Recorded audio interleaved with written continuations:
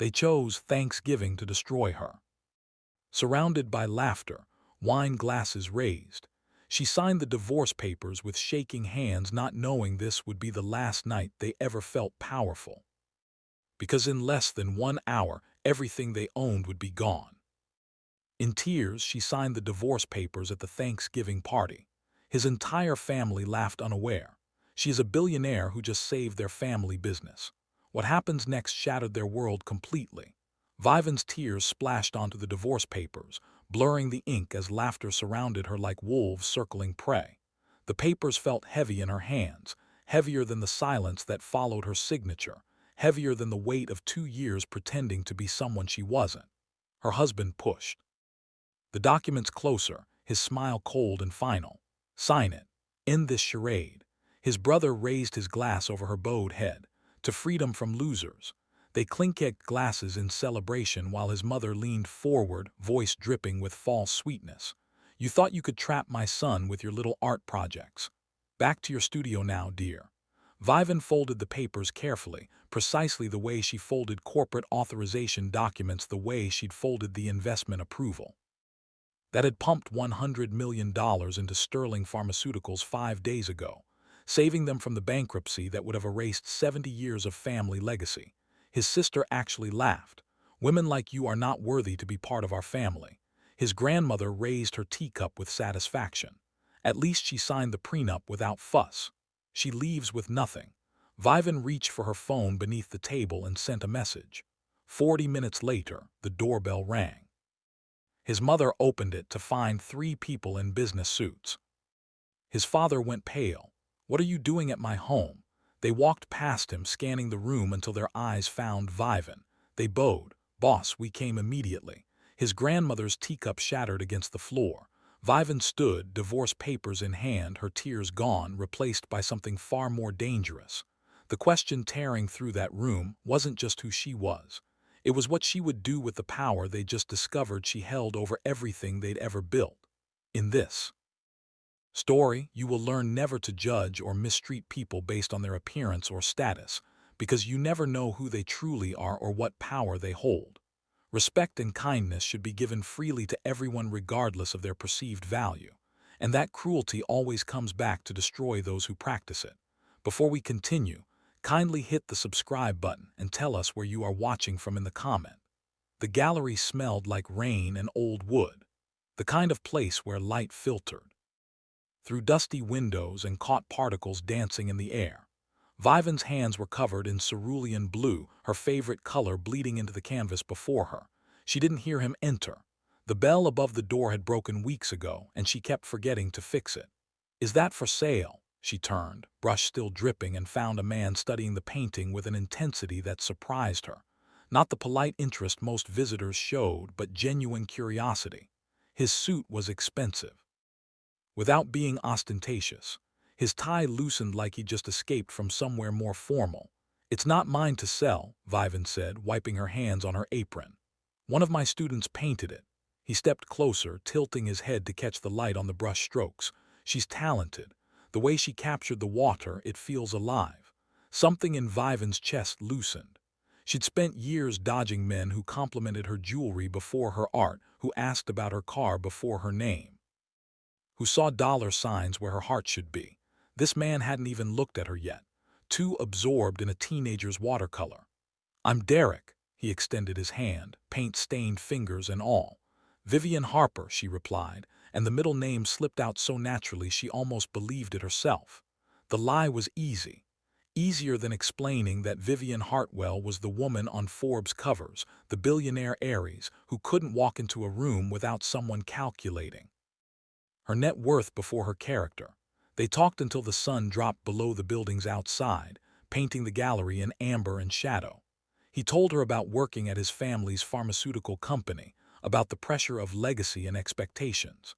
She told him about teaching art to kids who couldn't afford fancy studios, about believing creativity mattered more than profit margins. She didn't tell him about the properties she owned across 3 continents. She didn't tell him about the board meetings where men twice her age waited for her approval. She didn't tell him that the modest gallery where they stood was hers, bought with money she'd made before she turned 25. That first afternoon became coffee the next week, which became dinner the week after, which became late-night phone calls where Derek's voice sounded like home. The relationship moved fast, swept along by what felt like genuine connection. 6 months disappeared in a blur of farmers market Sundays and movie theater dates.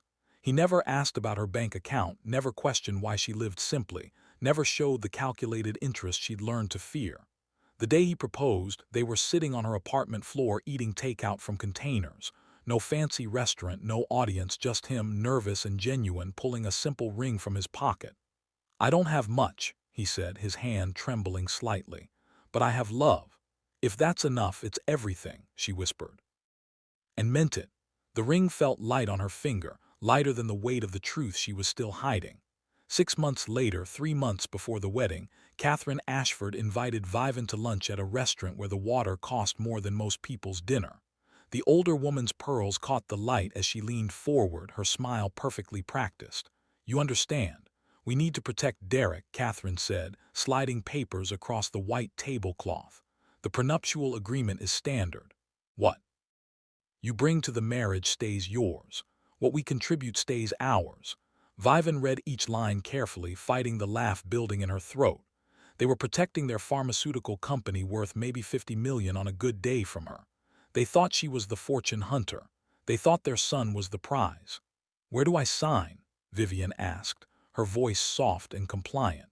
Richard Ashford nodded approvingly from across the table, probably thinking his legal expertise had just saved the family from a gold digger. None of them noticed the irony sitting right in front of them, that the document they thought protected their wealth was actually shielding her billions from their eventual greed. Derek apologized that night, pulling her close in the darkness of her apartment. "I'm sorry about my parents. They're just cautious." "I understand," she said into his shoulder, wondering when caution had become cruelty, when protection had turned into condescension. The wedding was small. Intimate, they called it, though Vivan knew the truth. Derek's family didn't want to waste money celebrating his marriage to someone they considered beneath them. Catherine wore white to the ceremony, a subtle message Vivan pretended not to understand. Richard gave a toast about love conquering all obstacles, his eyes lingering on Vivan when he said, "Obstacles." Gabriella, Derek's sister, drank too much champagne and whispered loudly to Trevor about mistakes you can't undo. Vivan smiled through it all, her hand in Derek's, her secret wrapped around her like armor. They found a small apartment in the city, nothing fancy but theirs. 2 bedrooms, morning light through east-facing windows, a kitchen where Vivan learned to cook meals. Derek's mother would critique every Sunday because Sunday dinners at the Ashford mansion became mandatory. Catherine's rule enforced with guilt and passive aggression. "Family is important," Catherine would say, her hand on Derek's shoulder, her eyes dismissing Vivan entirely. The first year of marriage passed in a strange dance of two lives. During the day, Vivan worked at the gallery, teaching children to see beauty in ordinary things. At night, after Derek fell asleep, she worked from the second bedroom they'd turned into her art studio, running her empire from a laptop while he assumed she was sketching. James Crawford, her attorney, called at midnight. Diana Foster, her CFO, sent encrypted files at 3:00 a.m. Jonathan Pierce video conferenced from Tokyo, while Derek snored softly in the next room. "You can't keep this up forever," James said during one of their secret meetings at a downtown office Derek would never visit. "The double life is exhausting you." "I can keep it up as long as I need to," Vivan replied. But her reflection in the window looked tired. The cracks started showing by the middle of the second year. Derek coming home later, his enthusiasm for their life together fading like old photographs. Not another woman, just a man slowly realizing he'd married someone his family would never accept and choosing them over her in 1,000 small ways. Sunday dinners became worse. Gabriella's comments growing sharper, Catherine's disappointed sighs more frequent. Richard's barely concealed contempt whenever Vivan spoke. "You wouldn't understand pharmaceutical markets," Richard said one Sunday, his tone dismissive. "It's complex, technical." Vivienne bit her tongue, swallowing the response that she owned. controlling shares in 3 pharmaceutical companies larger than his. She smiled instead, played the role they'd written for her, the simple artist who'd gotten lucky marrying up. Derek never defended her, not once in 2 years. The Sunday dinners became a ritual of small cruelties. Catherine commenting on Vivan's clothes, her hair, her quaint career. Richard making jokes about artists and real work. Trevor and Gabriella exchanging glances whenever Vivian spoke. And Derek sat at that table and let it happen, week after week, month after month. But late at night in her secret office, she still ran an empire. Diana sent her quarterly reports on pharmaceutical companies, market analysis, financial health assessments, acquisition opportunities. Hartwell Global Industries had interests in biotech, and tracking the sector was standard business practice. Sterling Pharmaceuticals kept appearing in the reports. Each quarter, the numbers got worse. They're declining rapidly, Diana reported during a secure video call. Richard Ashford's management decisions are destroying the company. They've lost 3 major contracts in the last 6 months. Vivan looked at the spreadsheets, columns of red numbers telling a story of incompetence and arrogance. The same Richard Ashford who dismissed her at dinner was running a 70-year-old company into the ground. Keep monitoring, Vivan said quietly. 2 years of marriage, 2 years of being treated like she was worthless. 2 years of watching Derek transform from the man who loved a teenager's watercolor into someone who valued his family's approval more than her dignity. Then came the call that changed everything. 1 week before Thanksgiving, Diana's voice came through Vivan's phone, urgent and clipped. Sterling Pharmaceuticals just got hit with loan recalls. Their largest creditor is demanding immediate payment. They're going public looking for investors. Vivan pulled up the financial news. There it was. Sterling Pharmaceuticals faces bankruptcy, seeks emergency funding. Timeline, Vivian asked. They have until Monday, 6 days from now. After that, it's liquidation. Vivan thought about the 400 employees who would lose everything, thought about Derek's family and their cruelty, thought about 2 years of being treated like she was nothing while sitting on billions they couldn't imagine. Prepare an offer, she said. $100 million anonymous through V. Hartwell Investments. Terms $1,000 monthly return. Diana paused. That's nothing. They'll be suspicious. They'll be too desperate to question it, and I want to see something. How they treat someone they think is beneath them. The offer went out within hours. James made the call, his voice professional and detached as he spoke to Richard Ashford. $100 million, James said, immediate wire transfer. Our only requirement is $1,000 monthly. Richard's laughter came through tiny on the speaker. $1,000, is this a joke? Those are our terms, accept or decline. The pause lasted 3 seconds. We accept. The money transferred that afternoon. By evening, Derek came home different, lighter, almost happy for the first time in months. We were saved, he said, actually smiling at her. Some anonymous investor gave us $100 million for basically nothing. Dad can't believe it. Mom's already planning a celebration. That's wonderful, Vivian said, and meant it in ways he couldn't understand. They want to do Thanksgiving at the house. Big celebration, the whole family. Dad's calling it our gratitude dinner. Derek pulled her close, his first affectionate gesture in weeks. Things are going to be different now. Better, I can feel it. Vivian leaned into him, feeling the irony press against her chest like a stone. I'm sure they will be. The next few days passed in a blur of Catherine's phone calls about menu planning and Gabriella's texts about what to wear. The family's relief was palpable. They'd been saved from ruin, and they didn't even know who to thank. Sunday dinner that week was different. The family was almost giddy. Richard kept checking his phone, watching the money sit in their accounts like he couldn't believe it was real. Catherine actually complimented Vivan's dress, a rare moment of civility born from relief. This Thanksgiving will be special, Eleanor said, her aged voice carrying across the table. A celebration of survival of family. Trevor raised his glass. To mysterious idiots with more money than sense. They all laughed, including Derek. Vivan smiled, her hand steady on her wine glass. Can you imagine? Gabriella said, shaking her head. $100 million for a 000 a month. Whoever invested must be desperately stupid, or desperately generous, Vivan said quietly. The table went silent for a moment, everyone looking at her like she'd spoken out of turn. Then Richard cleared his throat. "Generosity in business is just stupidity with better PR," he said, and the table laughed again, the moment passing. Vivan said nothing more, just watched them celebrate their salvation by mocking their savior. Thanksgiving morning arrived cold and bright. Vivian stood in their apartment bedroom, choosing her outfit carefully. A simple dress, nothing expensive, exactly what Derek's family expected from her. She applied light makeup, tied her hair back, looked at herself in the mirror. 2 years of pretending, 2 years of hiding, 2 years of being treated like she was less than, while secretly being more than they could comprehend. Derek came up behind her, adjusting his tie. "You ready?" "Ready," she said. They drove to the mansion in comfortable silence. Derek seemed relaxed, happier than she'd seen him in months.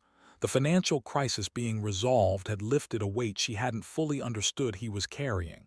"Thank you," he said suddenly as they pulled into the circular driveway. "For what?" "For sticking with me through all this. I know my family can be difficult, but you never complained, you just stayed." He reached over and squeezed her hand. "That means something." Vivan looked at their joined hands, at the simple ring she still wore, at the man who'd let his family belittle her for 2 years without ever once standing up for her dignity. "Yes," she said softly, "I stayed." The mansion was decorated like something from a magazine. Catherine had gone all out, fall arrangements on every surface. The dining room table set with china that probably cost more than most people's cars. Candles flickering in crystal holders.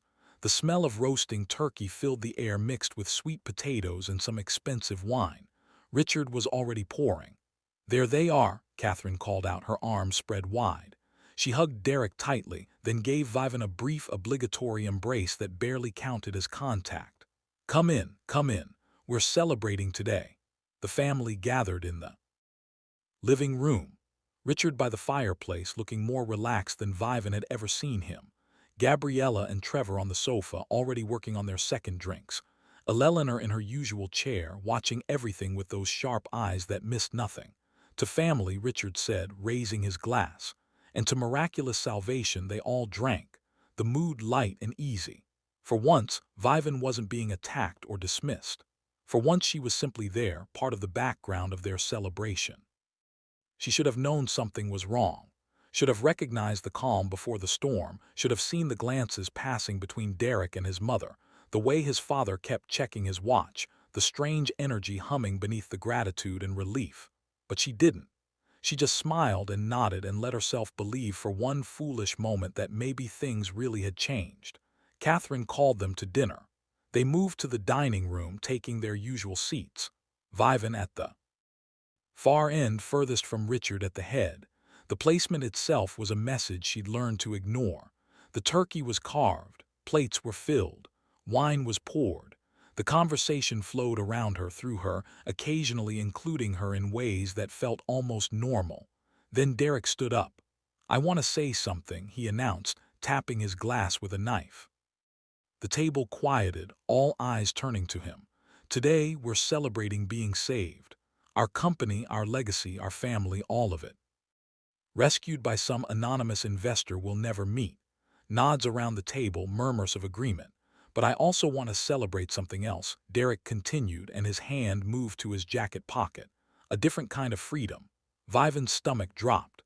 Something in his tone, in the way his mother was smiling, and how the whole table seemed to lean forward in anticipation. Derek pulled out folded papers, legal documents. Even from across the table, Vivan could see the header. "Petition for dissolution of marriage. I think it's time we were honest," Derek said, his eyes finally meeting hers. "This marriage was a mistake. We both know it. My family knows it. It's time to end it properly."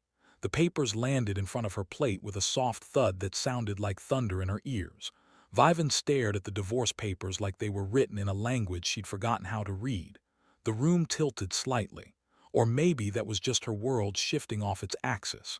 Around the table, champagne glasses caught the candle light, creating tiny prisms of color that felt obscene against what was happening. "Derek, what?" she started, but her voice came out smaller than she intended. "Sign them," he said, and there was no warmth in his tone, no apology, just finality. "Let's not drag this out." Catherine raised her glass with a smile that didn't reach her eyes. To new beginnings. The table erupted in agreement. Trevor actually clink-kicked his glass against Gabriella's. Richard nodded approvingly from the head of the table like Derek had just made a smart business decision. Eleanor sipped her tea, silent but clearly in agreement with the proceedings. "You planned this," Vivian whispered, her eyes moving from Derek to his mother to his father. "You planned this for today, for Thanksgiving." "It seemed appropriate," Catherine said, her voice honey-sweet and poisonous. "A day of gratitude. We're grateful to be rid of dead weight." Gabriella laughed, the sound sharp and cruel. 2 years of pretending was generous, really. Most of us wanted Derek to end it after the first 6 months. "You thought you could trap our son," Richard said, leaning back in his chair. "Thought marrying into this family would elevate you, but you can't turn trash into treasure, dear." The words hit like physical blows, each one landing with precision. Vivan's hands trembled as she picked up the papers, her vision blurring. "Not now," she thought. "Don't cry now." But her body betrayed her, tears spilling hot down her cheeks. "Just sign it," Derek said, his voice almost bored. "The prenup protects both of us. You leave with what you came with, nothing. We keep what's ours, clean and simple." Trevor leaned forward, his smile predatory. "Back to your little art projects. Maybe you can sell paintings on the street corner. Women like you always land on their feet," Catherine added, her tone dripping with false sympathy. "I'm sure you'll find another target soon enough." Vivan's hand found the pen beside her plate, her fingers wrapped around it, feeling its weight. 2 years of this. 2 years of smiling through their cruelty, hoping Derek would finally stand up for her. 2 years of hiding who she really was, only to discover it wouldn't have mattered. They would have hated her regardless for being an outsider, for not being one of them, for existing in their perfect family portrait. "Sign it and end this charade," Derek repeated, pushing the papers closer to her. Her tears fell onto the pages, blurring ink she could barely focus on. Around her, the family raised their glasses higher, celebrating her destruction like it was entertainment. Catherine snapped a photo with her phone, preserving Vivan's humiliation for posterity. "Smile for the camera, dear," Catherine cooped. Vivan didn't smile. Her hand shook as she pressed pen to paper, but she signed. Each letter of her name felt like giving away a piece of herself, but she wrote it anyway. Vivan Harper, the fake name she'd used for 3 years, the identity she'd hidden behind to find real love. "Finally," Gabriella said, actually applauding, "our brother is free." "To freedom from losers," Trevor raised his glass. They clink-kicked glasses over her bowed head, their laughter surrounding her like wolves that had finally brought down their prey. Richard smiled with satisfaction. Catherine looked triumphant. Eleanor nodded approvingly. And Derek just looked relieved. Vivan folded the papers carefully, precisely, her hands steadier now. The crying had stopped. Something cold had settled in her chest where warmth used to live. She reached beneath the table for her phone, her movements deliberate and calm. 3 words typed quickly. "Come here now."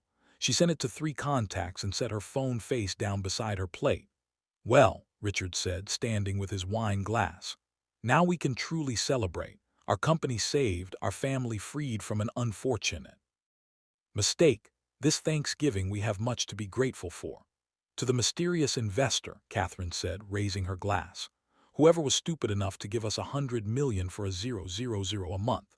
Probably some trust fund baby who doesn't understand real money," Trevor added. "Or someone desperate for any return at all," Gabriella chimed in. "Imagine being that pathetic."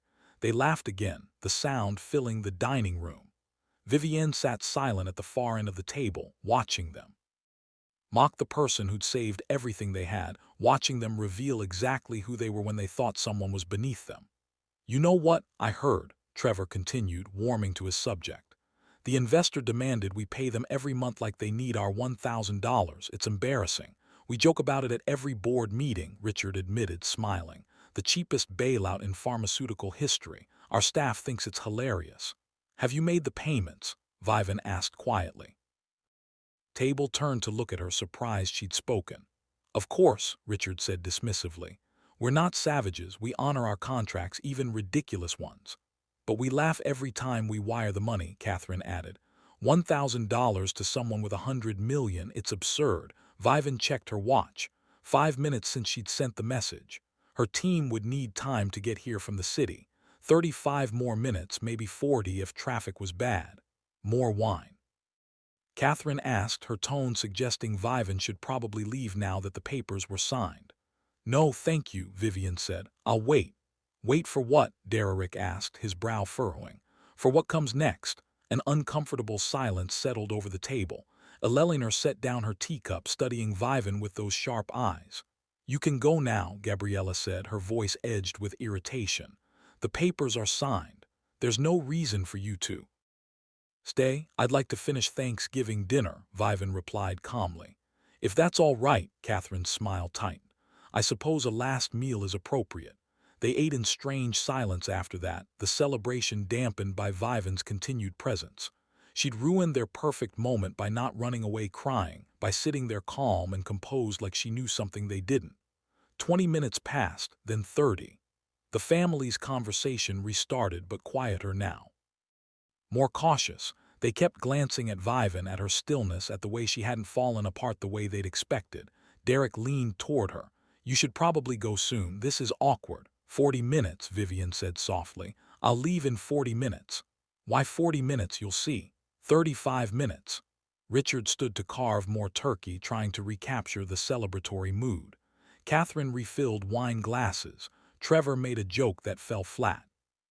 Gabriella checked her phone, bored now that the entertainment was over. 38 minutes 39. The doorbell rang. Everyone froze. Catherine set down her wine glass. Richard's knife stopped midsless. Derrick's eyes moved from the door to Vivian. Confusion written across his face. Who could that be? Catherine asked. We're not expecting anyone. I am, Vivian said quietly. The doorbell rang again, more insistent this time. Catherine stood smoothing her dress, probably planning to dismiss whoever it was quickly. She walked to the front door, heels clicking against marble. The family waited, intense silence, listening. The door opened, voices low, professional, unfamiliar. I'm sorry, but we're in the middle of a private family dinner. Catherine's voice. We're here to see Vivian Hartwell. A woman's voice, crisp and authoritative.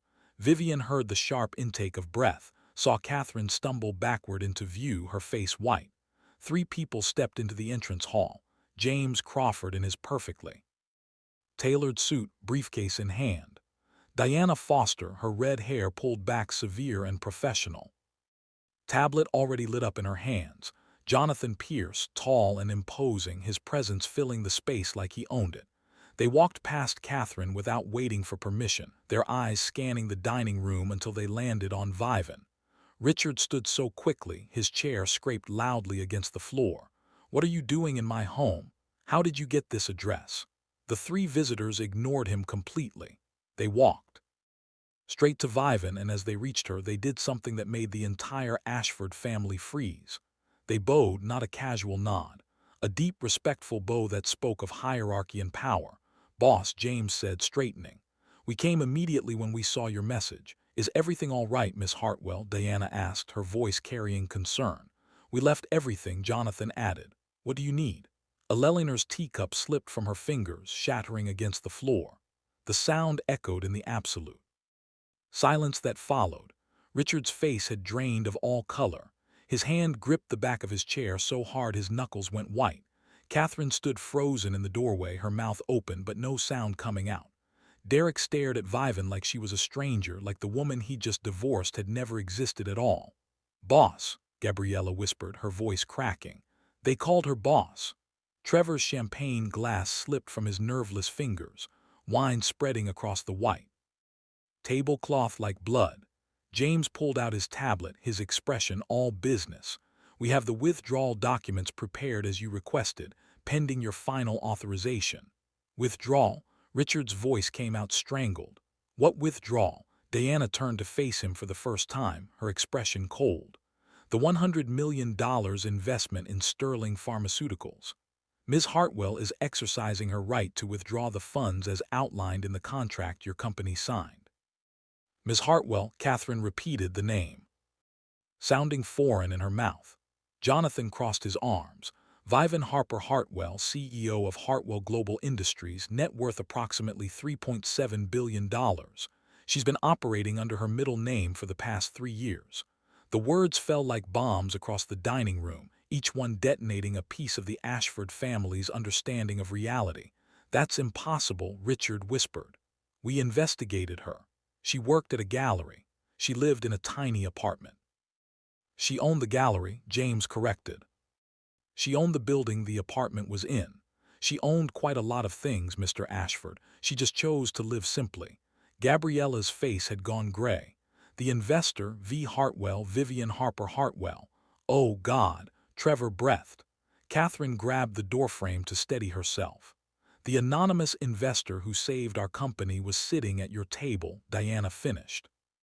"The woman you just humiliated and divorced is the person who wired $100 million into your dying company 5 days ago." Eleanor closed her eyes, her aged face collapsing in on itself. Derek made a sound like he'd been punched. "No, no, that's not. You can't be."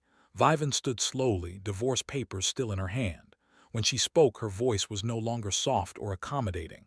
It carried the weight of boardrooms and billions of power she'd hidden for too long. "I demanded $1,000 monthly," she said, her eyes moving across each face at the table. "Not because I needed the money, but because I wanted to see how you'd treat someone you thought was desperate. Someone you believed was beneath you. Every board meeting you mocked that investor," Diana added, reading from her tablet. "We have recordings. Pathetic, desperate, stupid. Those were the words you used." "The investor you laughed about," Vivian continued, "was the same person you've been laughing at for 2 years. I saved your company while you treated me like garbage. I rescued 70 years of your family legacy while you called me worthless." Richard collapsed into his chair. Catherine's hand flew to her throat, her pearls clicking together. "The prenup you forced me to sign," Vivian said, looking directly at Derek, "protected what each of us brought to the marriage. You thought you were protecting your family's money from me." She smiled cold and sharp. "You were actually protecting my billions from you." Derek's face crumpled. "Vivian, I didn't know if I had known. That's exactly the point." She cut him off. "You didn't know I had money, so you treated me like I was nothing. Money shouldn't have changed how you saw me. Basic human decency shouldn't require a price tag." She turned to James. "Withdraw the investment, all of it, immediately." "No." Richard surged to his feet. "You can't. We have a contract. A contract that allows withdrawal within 90 days under specific conditions," James said smoothly. "It's been 5 days and the conditions have certainly been met." "What conditions?" Derek's voice cracked. "Good faith," Vivian said simply. "Respect for the investor. Your company violated both spectacularly." "We didn't know it was you." Catherine's voice rose desperate. "Al, you didn't need to know it was me," Vivienne replied. "You just needed to be decent human beings. You failed." Gabriella stood, her chair scraping. "You can't do this to us. We're family. I signed the papers, remember?" Vivian held up the divorce documents. "I'm not family anymore. Your words, not mine." The reality was crashing down on them, now visible in every face. Richard's hands trembling, Catherine's tears starting, Eleanor's resignation, Trevor's panic, Gabriella's horror, and Derek staring at her like he was seeing her for the first time, finally understanding what he'd just destroyed. By Monday morning, Vivian said to James, her voice steady and final, "I want every dollar withdrawn from Sterling Pharmaceuticals. Terminate all cooperation. End all contracts. Vivian, please." Derek reached for her hand. She pulled away before he could touch her. The movement graceful and absolute. 2 years of his touch, and now she couldn't bear even a second of it.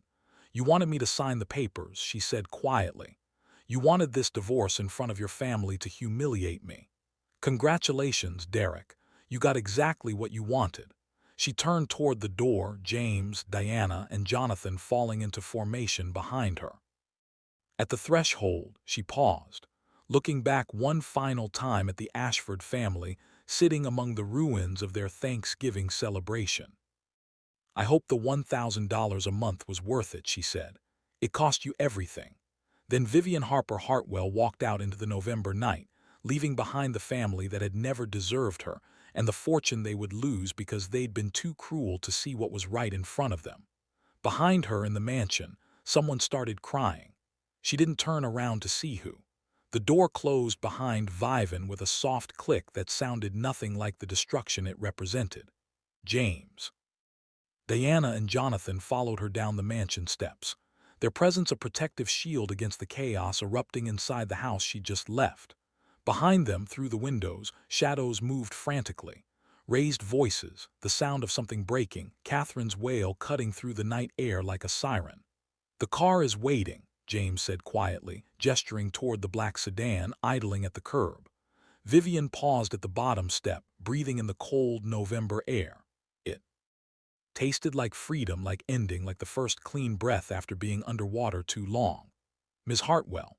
Diana's voice held concern. "Are you all right?"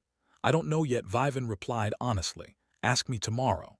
They drove in silence through the city street lights painting streaks across the sedan's windows. Vivian watched the world pass by, feeling untethered from everything. The weight of 2 years of pretending, of hiding, of enduring lifted slowly, leaving her feeling strangely hollow. "The withdrawal will process Monday morning," James said from the front seat. "Legal has confirmed all contracts allow for immediate termination under the breach of good faith clause. Their company won't survive it," Jonathan added, his tone matter of fact. "They're leveraged too heavily without that capital infusion, bankruptcy by Wednesday, Thursday at the latest." Vivian said nothing, just watched the city lights blur together. "The 400 employees," she said finally, "make sure they're protected." Diana nodded, already typing on her tablet. "Anonymous severance fund, 6-month salary, job placement assistance." "A year," Vivian corrected, "and full benefits during the transition." "They didn't deserve this. They just worked for the wrong people." "Done," Diana said. "It'll be set up by morning." The car pulled up to Vivian's real residence. Not the modest apartment Derek knew about, but the penthouse she'd owned for 6 years. 47th floor, floor to ceiling, windows overlooking the city she'd helped build. "We uncle handle everything from here," James said as they reached the lobby. "You should rest." "I don't think I can," Vivian replied, but she nodded anyway. "Thank you all of you for coming so quickly." Diana touched her arm gently. "We've been waiting for that call for 2 years, boss. Honestly, we're relieved you finally made it." They left her at the elevator. Vivian rode up alone, watching the city drop away beneath her through the glass walls. Somewhere out there, Derek was realizing what he'd lost. His family was calculating how quickly their world would collapse. Catherine was probably already calling lawyers who couldn't help them. The penthouse was exactly as she'd left it that morning. Clean, minimal, expensive without being ostentatious. Her real life preserved in amber while she'd played pretend in Derek's world. Vivian stood at the window, still wearing the simple dress Catherine had once mocked as discount store fashion. A dress that cost more than most people's monthly rent, custom-made by a designer who only worked with private clients. The irony would have been funny if everything didn't hurt so much. Her phone buzzed. 37 missed calls. Derek's name filled the screen. Each call timestamped minutes apart. Then texts started flooding in. "Please call me. We need to talk." "Vivian, I didn't know. You have to understand. My family didn't mean those things. They were just joking. Please don't do this. We can fix this. I love you. I always loved you." She turned her phone off without responding. Some conversations didn't deserve to happen. 1 week later, the news broke on Monday morning exactly as Diana had predicted. Sterling Pharmaceuticals files for bankruptcy after major investor withdrawal. The business networks ran the story all day, analyzing what had gone wrong, speculating about the mysterious investor who'd pulled funding so abruptly. By Wednesday, the company was in liquidation. 70 years of Ashford family legacy dissolved in 72 hours. Vivian watched the coverage from her office at Hartwell Global Industries, her real office with her real team and her real identity finally fully restored. Diana brought her updates every few hours. "The mansion's been listed for sale," Diana reported. "Below market value, they need cash fast." "The employees?" Vivian asked. "Severance fund activated." All 400 received notification this morning. Anonymous donor as requested. Most of them already have interviews lined up with our partner companies. Good. Jonathan appeared in the doorway. "The pharmaceutical industry is buzzing. Everyone wants to know who V. Hartwell really is and why they pulled funding so dramatically." "Let them wonder," Vivian said quietly. "Your identity is going to come out eventually," James warned, entering behind Jonathan. "Someone will connect the dots." Vivian Hartwell mysteriously appears the same week Vivian Harper gets divorced from a Sterling Pharmaceuticals heir. I know, Vivian said. I'm not hiding anymore. I'm done pretending to be someone smaller to make other people comfortable. 3 weeks later, the letter arrived via courier on a Tuesday afternoon. Heavy cream paper, elegant handwriting, Eleanor Ashford's return address embossed in the corner. Vivian almost didn't open it, almost threw it away without reading. But something in the weight of it, the careful formality, made her curious. She opened it at her desk, alone in her office, as the city sparkled 47 floors below.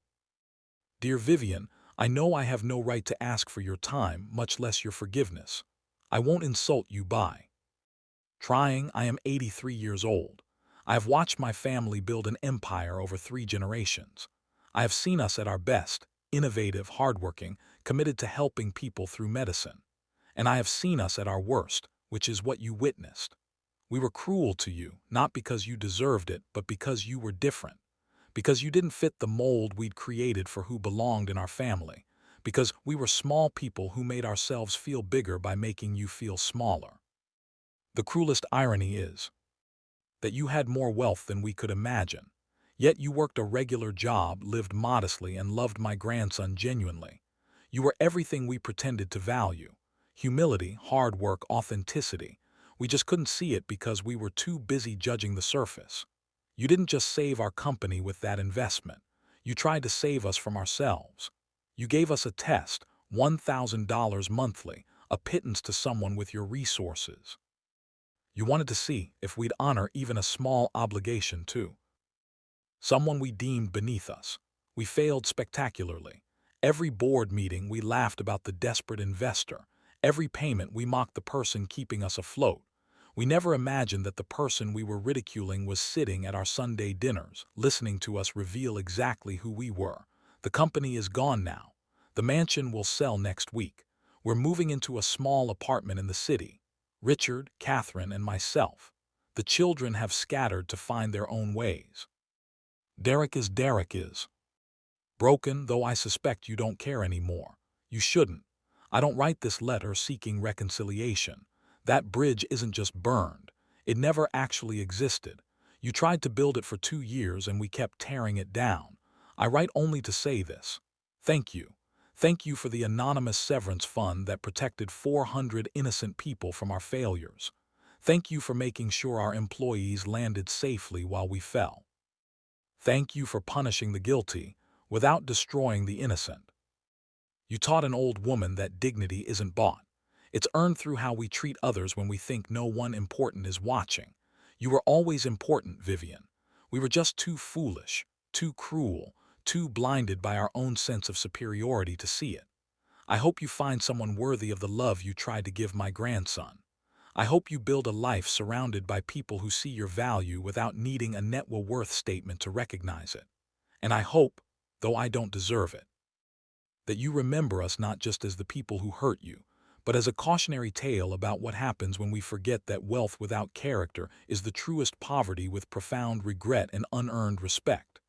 Eleanor Ashford. Vivian read the letter twice, then set it down on her desk. A single tear tracked down her cheek, but she was smiling, not with satisfaction or vindication, but with something quieter, something like closure. She walked to her window, looking out at the city she'd helped shape. Somewhere out there, Derek was learning to live without her. His family was learning to live without their legacy. Eleanor was learning that wisdom comes too late sometimes to save what's already been destroyed. And Vivian was learning that the best revenge wasn't destroying people who hurt you. It was simply walking away and letting them face the consequences of their own choices. 1 month later, Vivian sat in her office reviewing acquisition proposals when Diana entered, with her tablet and a strange expression. "You need to see this," Diana said, turning the screen toward her. A news article. Derek Ashford enters treatment for gambling addiction, seeks to rebuild life after losing everything. The photo showed Derek leaving a rehabilitation facility, his face gaunt, his eyes haunted. The article detailed gambling debts Vivian had secretly paid for years, choices he'd made that had contributed to his family's financial instability. demons he'd hidden behind his family's name, and money, he's finally facing it, Vivian said quietly. Without money to hide behind, without family to bail him out. Is that justice? Diana asked. No, Vivian replied, it's just consequence. Justice would be if he'd been a better person in the first place. She closed the article, returning to her work. Derek's journey wasn't hers anymore. His healing or destruction wasn't her responsibility. 6 weeks post-divorce. The divorce was finalized on a gray December morning in a courthouse that smelled like old paper. And regret, Vivan arrived with James. Derek arrived alone. The judge reviewed the prenuptial agreement with disinterested efficiency. All property owned or controlled prior to marriage remains with the original owner. Mr. Ashford, you are awarded what you brought into this marriage.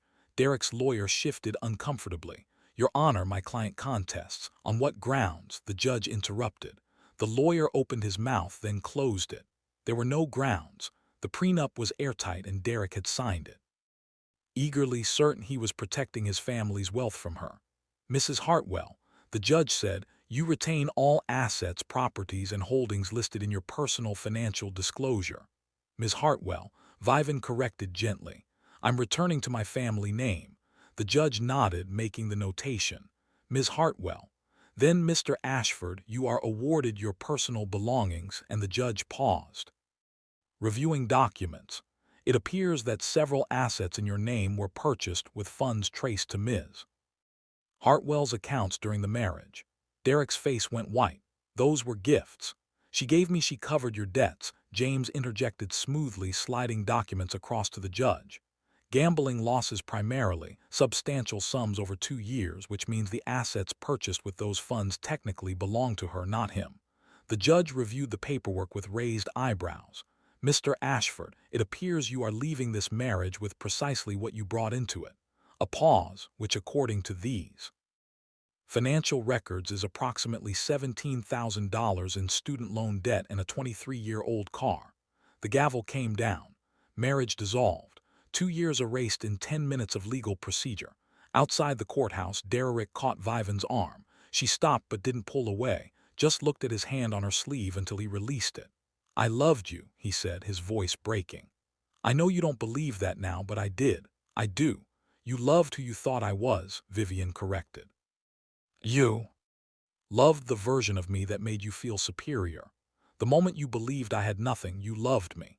The moment you discovered I had everything, you couldn't stand to look at me. That's not fair.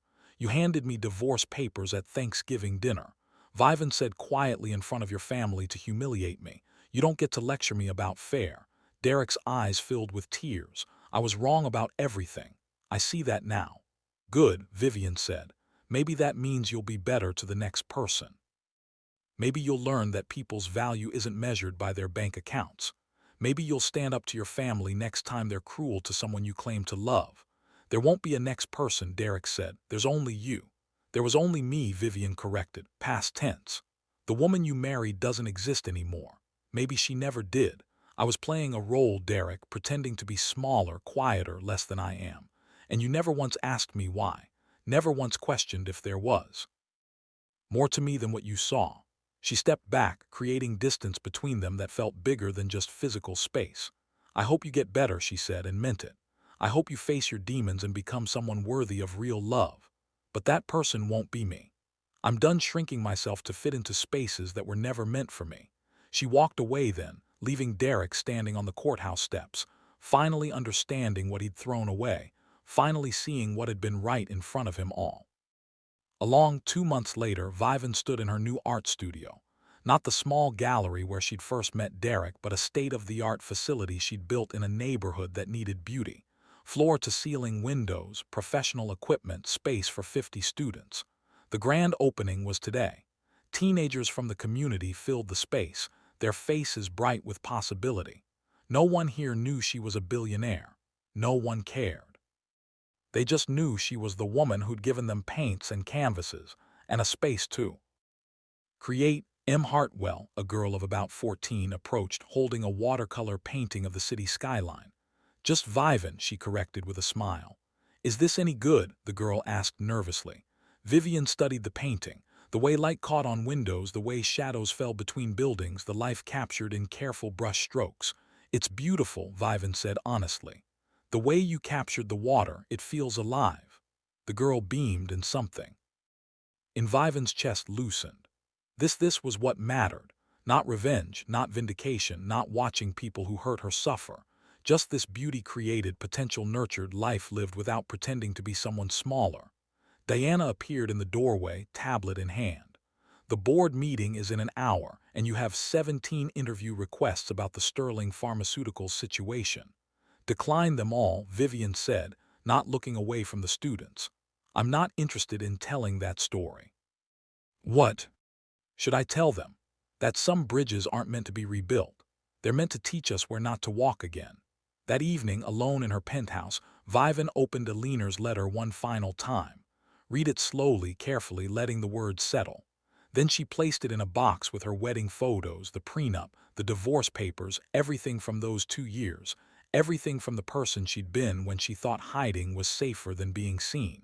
She closed the box and put it in storage, not thrown away. That felt dishonest, like pretending it hadn't happened but stored away, acknowledged but finished. Her phone buzzed with a text from James. The severance fund has placed all 400 employees. Last one started her new job today. Vivan smiled, typing back, "Thank you." Another text, this time from Diana. Richard Ashford filed for personal bankruptcy this afternoon. Catherine's jewelry is being auctioned next week. Vivan didn't smile at that. Didn't feel satisfaction or joy, just a quiet, neutral acknowledgement that consequences had arrived, as consequences always do. She walked to her window, looking out at the city, lit up against the night sky. Somewhere out there, Derek was learning to live without his family's money or name. His parents were learning that empires built on arrogance crumble quickly. His siblings were learning that cruelty has costs they couldn't afford. And Aliner was learning that wisdom, however profound, comes too late sometimes to save anything except the lesson itself. Vivan thought about the woman she'd been 3 years ago, walking into that gallery, believing she could find love if she just hid her wealth, believing the problem was her billions, not the people who only saw billions. She'd been wrong. The problem was never her wealth or success.